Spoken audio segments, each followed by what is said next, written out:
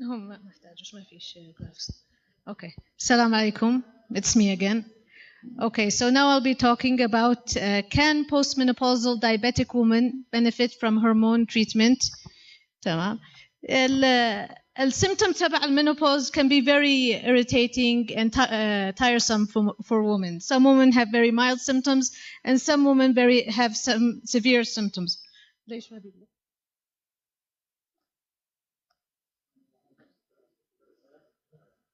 Okay. So if you look on the internet, you'll find like hundreds and different remedies for treatment of menopausal symptoms, whether it's foods, whether it's herbs, whether it's soy, phytoestrogens, exercise, yoga.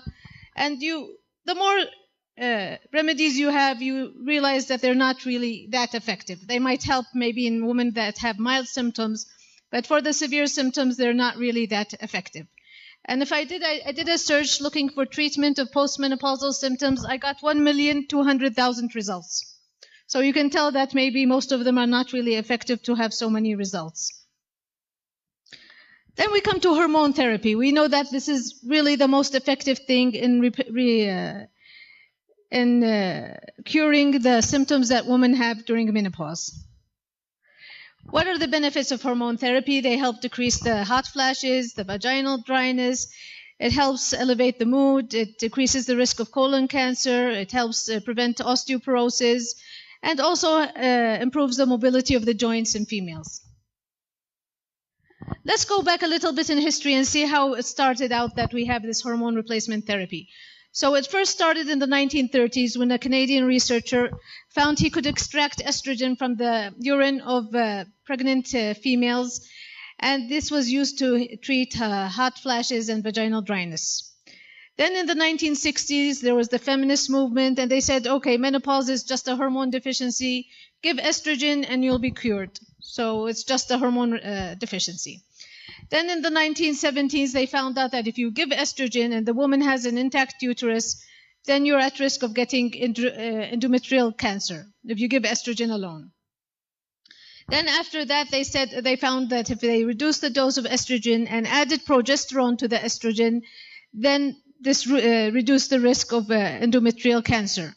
So that was recommended for women with an intact uterus. Again, the women were happy and they thought, okay, they can take hormone replacement therapy.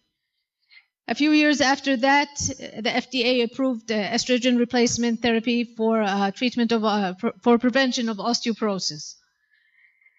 And then after that, a few years later, in 2002, they came the Women Initiative Women's Health Initiative study, which said that if you use estrogen replacement therapy or hormone replacement therapy, that there was an increased risk of breast cancer and cardiovascular disease. Okay, so that scared people. Again, they started being scared and they started stopping using hormone replacement therapy.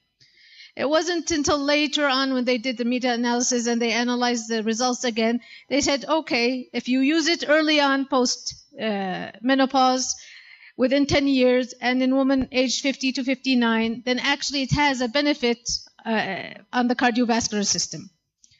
And there was a similar trial from Denmark that had the similar results.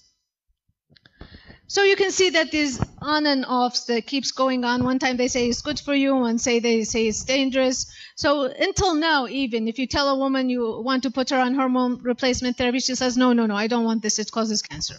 So what are the pros of hormone replacement therapy? It relieves menopausal symptoms, it reduces hot flashes and night sweats, alleviates vaginal dryness, improves sleep quality. Tamam. Okay. And what are the risks that we have from hormone replacement therapy? It increases the risk of breast cancer, it increases the risk of endometrial cancer, may cause thromboembolic events, may increase the risk of stroke, and may have an increased risk of breast cancer. Again, stopping.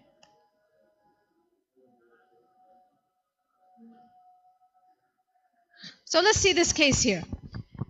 I see these patients very often. This is a 45-year-old female with type 2 diabetes for 2 years, on metformin sitagliptin with good control. Presented to the endocrinology clinic complaining of heat intolerance in 6 months with sweating, especially at night.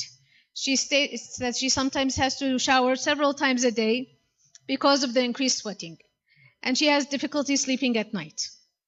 She has gone to an internist and was worked up for different infections, including typhoid fever and TB, and the results were negative. And she wants to check her thyroid because she saw online that thyroid disease causes heat intolerance. Okay, and I have actually seen patients that have been treated for typhoid just for heat intolerance. No fever was documented. So what is the use of menopausal hormone therapy in women in type 2 diabetes? Can we give it? It has favorable results on glucose metabolism. It reduces the risk of type 2 diabetes in women that do not have this condition. Of course, it's not used for prevention of diabetes, but lifestyle is still the main way to prevent diabetes. And it improves glycemic control in women with type 2 diabetes. Oral estrogens are preferred if the patient has a low risk, cardiovascular risk, and you can use the transdermal route if the patient has moderate to high risk.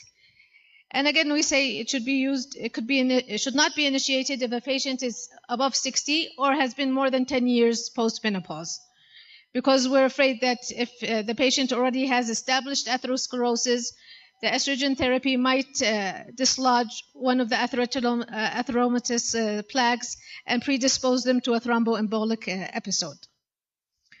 So this is a meta-analysis that was done in females with diabetes on hormone replacement therapy. It significantly reduced the HbA1c in patients with type 2 diabetes and fasting blood sugar in the short term.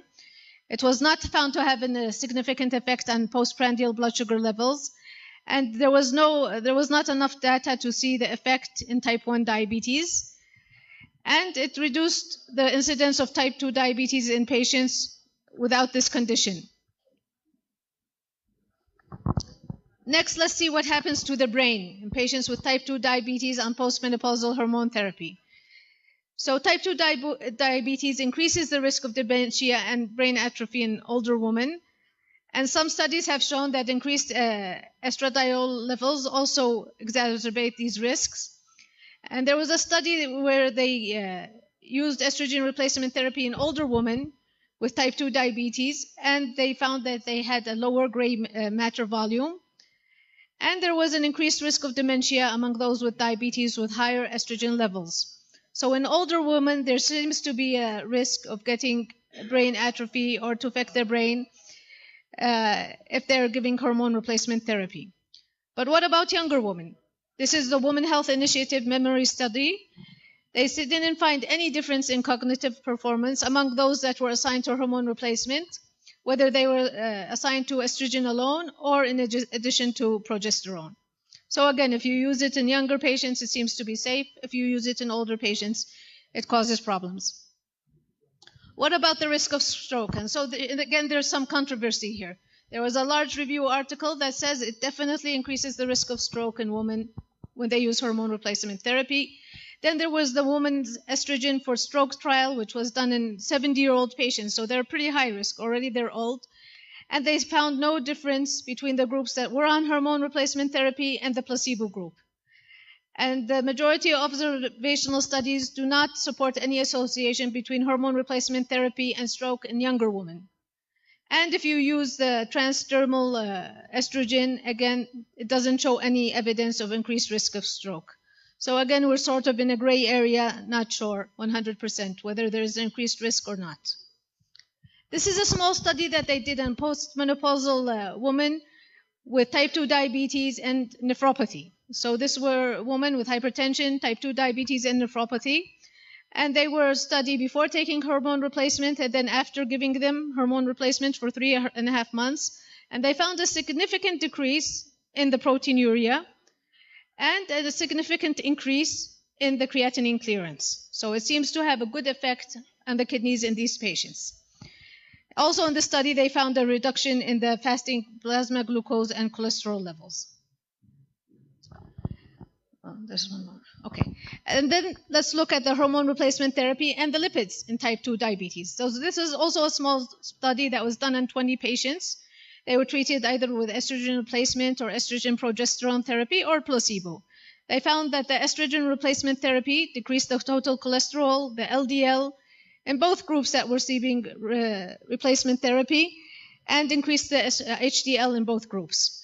But there was no significant alteration in the triglyceride levels. So the conclusion in the study, they said that it might have a neutral or beneficial effect on the lipid profile in patients with type 2 diabetes.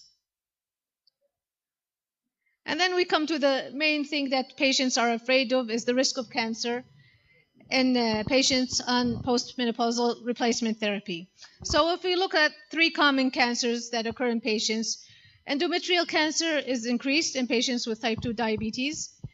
It's also increased if you take estrogen therapy. What if you have both of them together? Is there increased risk? There isn't actually any data on that when I reviewed the literature. Colorectal cancer is increased by diabetes, but it's decreased by hormone replacement therapy. So is it decreased if you're type 2 diabetic and you take hormone replacement? Again, there's no proof of that. And also breast cancer might be increased by both, by type 2 diabetes and by hormone replacement. So are patients with type 2 diabetes going to get more breast cancer if they take hormone replacement? Again, there is no actual proof. At least we say that they might be like other women and have the same risk or slightly higher. So in conclusion, hormone replacement therapy in menopausal patients helps improve the postmenopausal symptoms and hot flashes. Is safe in most patients with low cardiovascular risk if given early in the postmenopausal period. It's been associated with improvement in HbA1c and fasting blood sugar in the short term, improvement in LDL and cholesterol levels. There is a decrease in albuminuria levels in patients with type 2 diabetes and nephropathy, although it was a small study. You should not use it in patients over 60 or patients greater than 10 years since menopause. It should not be used in patients with established cardiovascular disease. It is associated with increased risk of thromboembolic events and may cause a cognitive decline when used in older female patients. And hormone replacement therapy and diabetes may be associated with increased risk of endometrial and breast cancer. So I want to ask you, do you prescribe hormone replacement therapy in your diabetic menopausal patients? Thank you.